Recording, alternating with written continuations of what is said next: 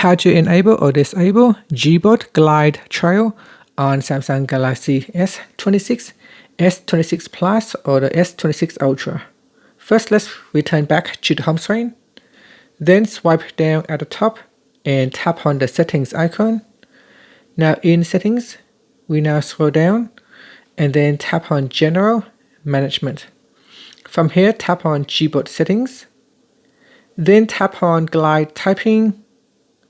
Next, tap on Glide Trail. So tap on the toggle button to switch off or turn on the Glide Trail for Gboard. Here says show your finger moves across the keyboard. And that's it. So when we turn on, it shows the trail as we move across the keyboard. If I switch it off, then it will not show it.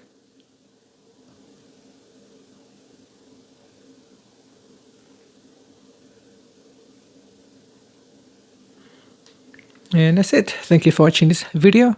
If you find it helpful, please like and subscribe to my channel for more videos.